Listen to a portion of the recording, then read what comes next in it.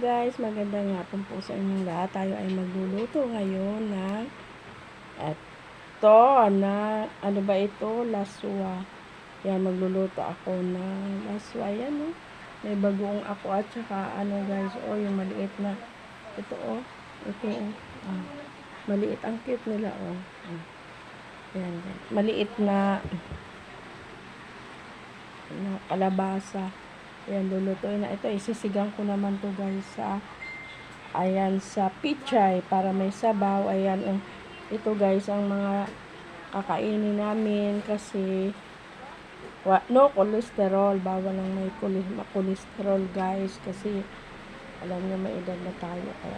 Kaya magluluto tayo ngayon at sisimulan ko ng pagluluto na may bagoong gulay guys. Ayan. Babagoong, lalagyan ko siya, pakuluan ko lang siya sa bagoong guys para mas masarap.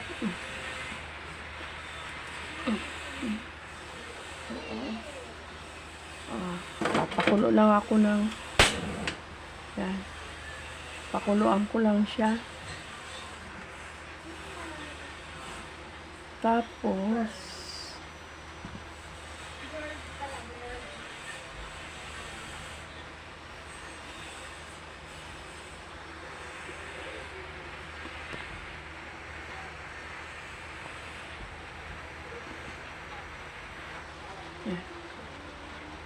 yan, pinakulo ang gulay yan guys. Pano na natin. Ay, asa naman yung sa isda?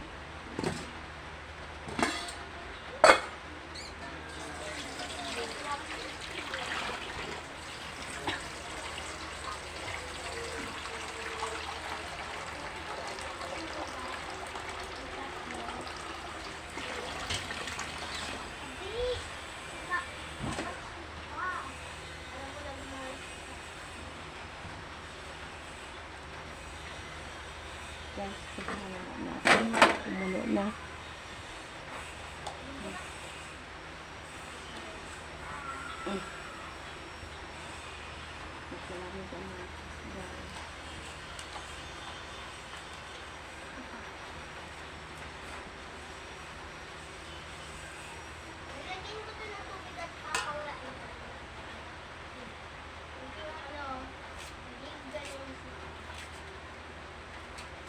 Over lang.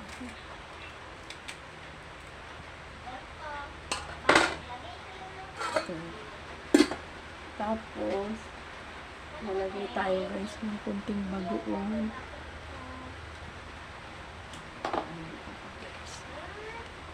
Timplahan ko guys ng kunting bagoong. Ayan. Para alam mo naman, bawal ka. Wait! Ba't nakataklod pa natin? Ayan. Kunting bagoong. Ay, marami na ata. Yun lang, may pampalasa lang. Okay na yan. Okay na yan. Basta may lasa lang. O, dan. Yung susunod ang kakainin na namin mga ano na, magiging kambing na kami.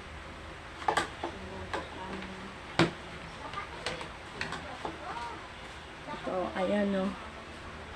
Guys, kalabasa. Ayan o. Ang ganda ng kalabasa. Ang ganda. Kasi nagkitan siya.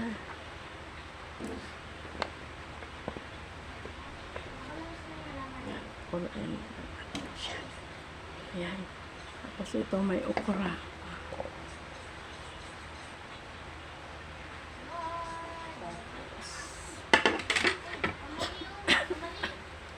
Ito, saluyot. Sarap. Tayo natin na kumulo pa. Tapos, haluan lang natin ng konti.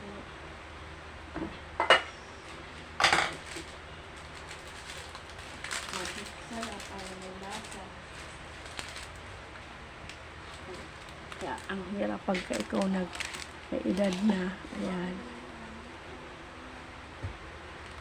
Kailangan ingat-ingat sa pagkain. Hindi na pwede kain dito. Kung ano-ano na lang pwedeng kainin. Kailangan mag-ingat. Kaya kunting kanin.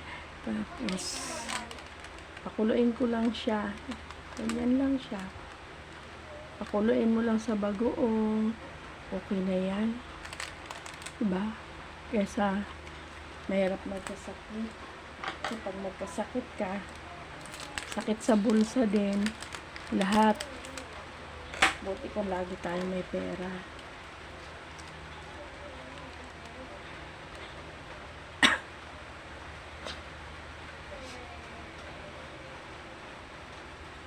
Tapos naman, ito, isda na alumahan, aking sasabawan.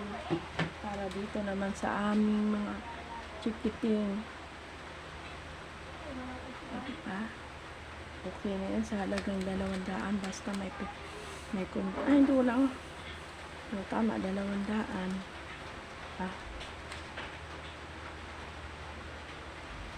Durugin ko yung kamatis. Kaya alam nyo guys, pag tayo tumatanda na, lahat iingatan na natin ang pagkain. Bawal na tayo. Ako kagabi kumain ako dahil yung tira-tira ng mga bata kinain ko guys. Ang ginawa ko, yung kinain ko yung tira na manok. Ay Diyos ko, grabe ang katinalalamunan ko. Grabe pala. Imaginein mo, hindi katulugin sobrang ayan, namalat na naman ako. Kaya walang tigil sa kakaubo. Kasi bawal talaga pala yung pag ikaw, wala na siyang kati, magaling na na to. Bumabalik siya pagka may yung kumukontra na pagkain. Yun. Babalik na naman siya guys. Ay. Alisin ko itong bula guys. Bumabalik siya. Ayan. Yan, medyo kumatikati na naman talagang lalamunan ko guys. Kaya po, alisin ko itong bula-bula na to. Ano ko na may bula-bula. Kaya, tayo pag nagkakaedad na, ingat-ingat tayo sa bawat kakainin. Hindi, minsan-minsan lang kakain na masarap. Alam niyo pa, guys, nung ako, sabi ko, sana, yung dating ng araw, makakain din ako ng masarap. Yung pala, hindi pala pwede yun. Pagka ikaw nagkakaedad na habang tumatanda at meron ka, lalo mo naman iingatan ang sarili mo sa pagkain. Hindi na pwede yung gusto natin makainin. Kailangan lahat diet. Dadiet tayo sa pagkain, sa kanin. Eto na lang, gulay na yan, lauoy na gulay. Kaya pakuluan ko lang siya kasi sariwa naman yung kalabasa. Yan. Kaya sa ating mga kalusugan na ingatan ay bawal na lalo na mga mantika. Yan. Kumain na naman ako ng may mantika kagabi. Yan. Umalik na naman ang sakit ng lalamunan ko guys. Ayan.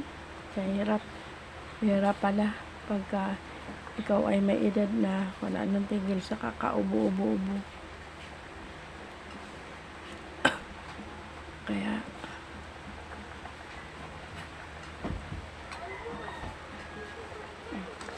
doon ko lang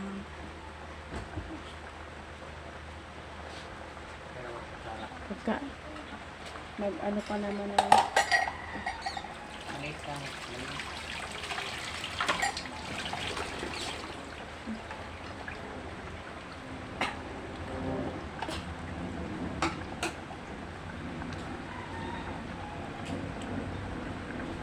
yan, pinakulo ang gulay. Sarap na ganyan. Pinakulo ang gulay. Parang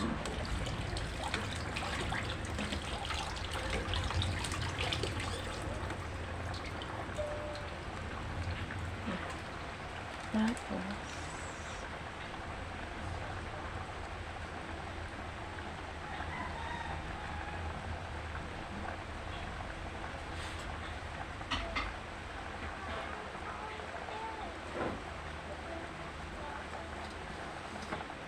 lapit na.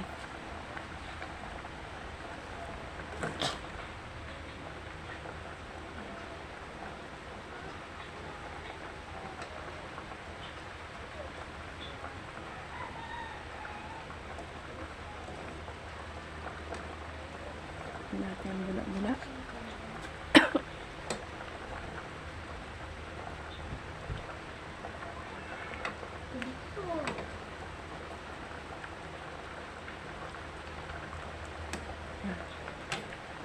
Itusok-tusok ko kung okay na.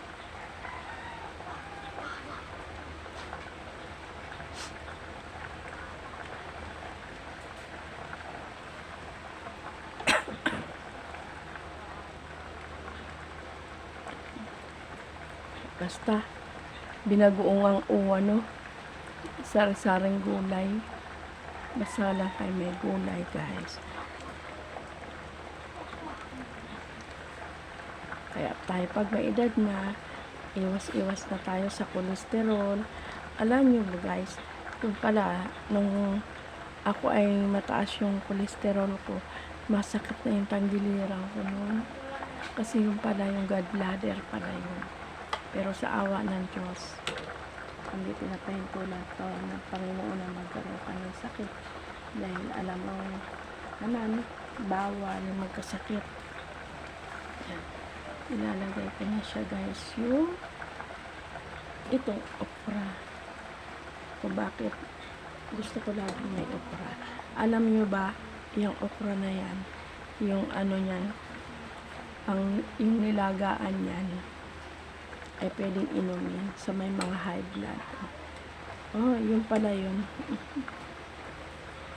Sa mga high blood,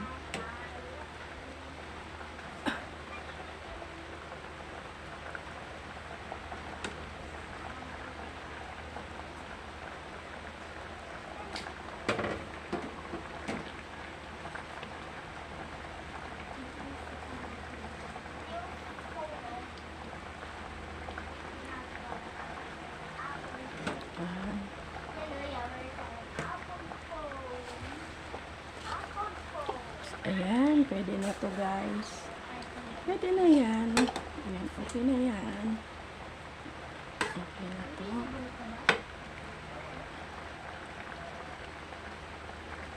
Kunting pampalasa. Tikman ko nga.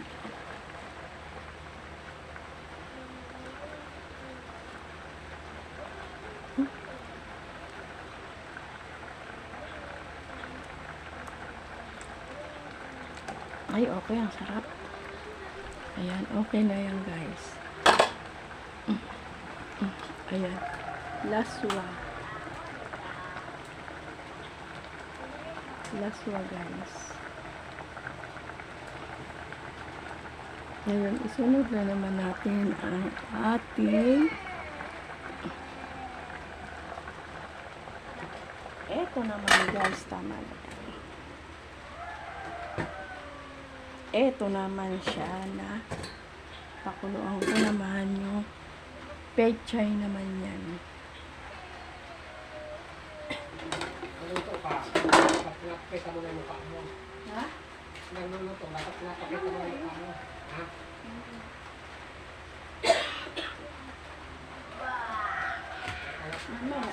Siyempre, di mo naman. Ayan.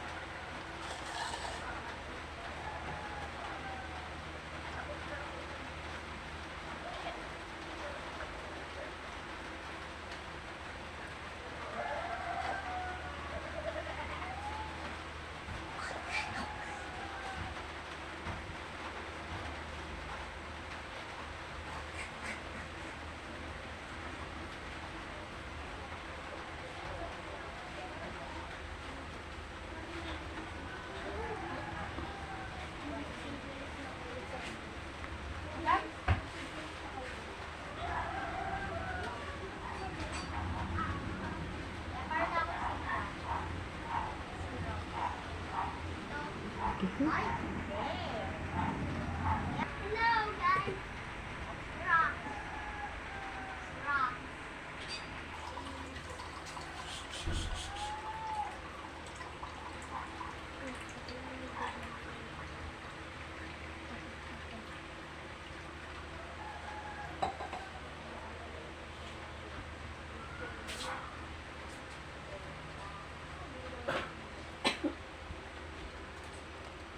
Ay,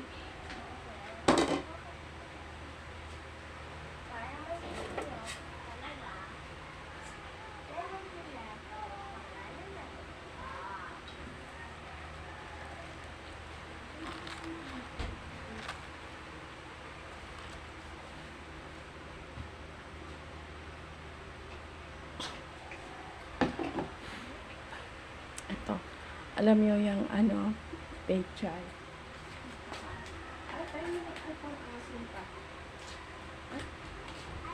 Ano yung pang-aso? Ang bango. Oh.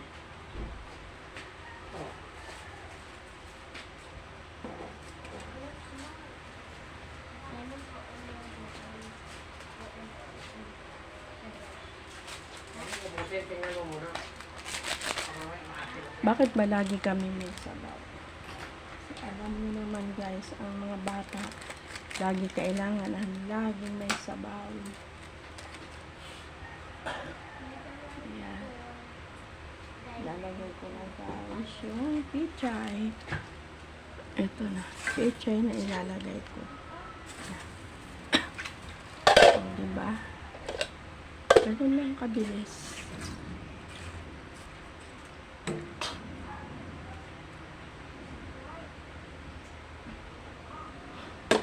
Ganun lang para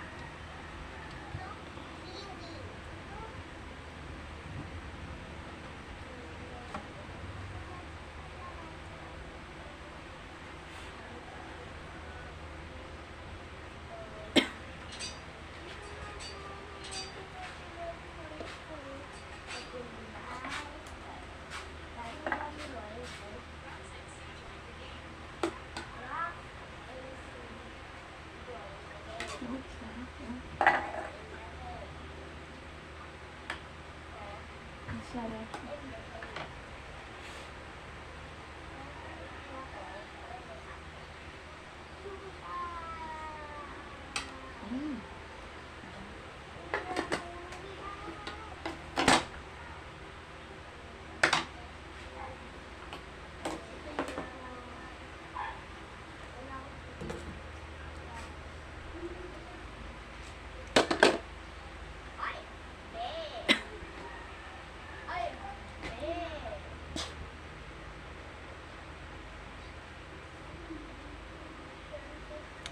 Puno na yan, siglit lang kasing isda. Oh. Alam nyo, guys, bakit hindi ayaw ko muna mag-live? Kasi, mula nung mag-live ako, alam mo, siguro maano lagi yung lalamunan ko. Laging nangangati. Siguro, guys, kasi yung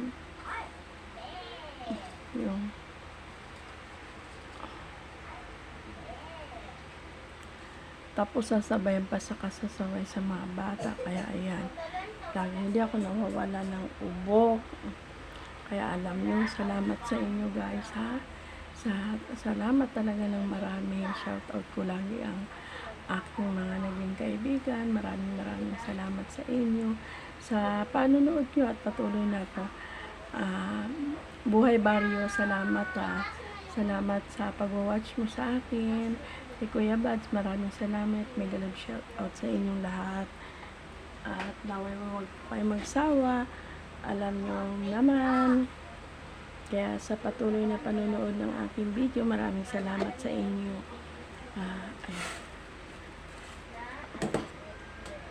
Pechay, napakaraming sustansya ng pechay guys. Ayan. Sa simpleng ulam.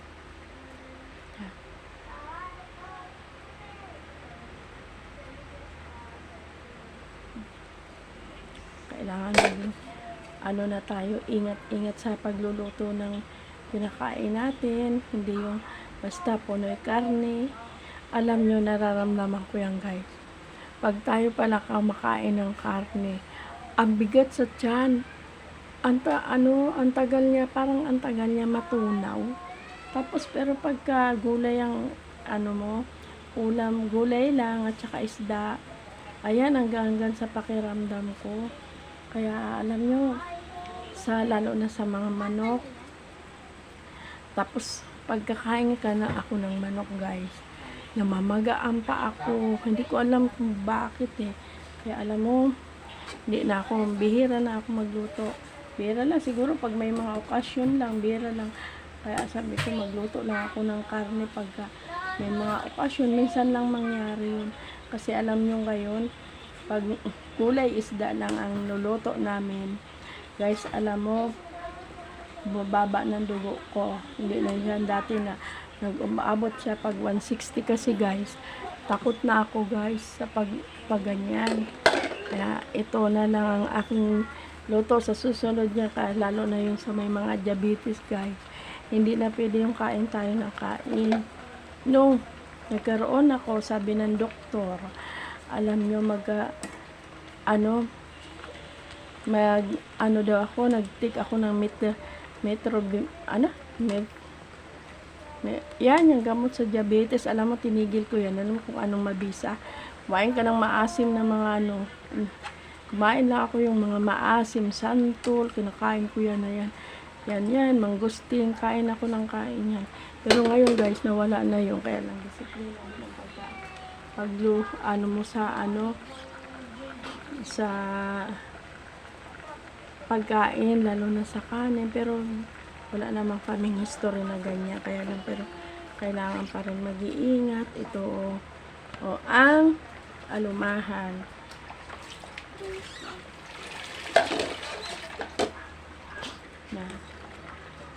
Yan lang. Kailangan lagi tayo mag-iingat sa pagkain. Titimplahan natin ng paasin para kain ko mga chikiting ko guys.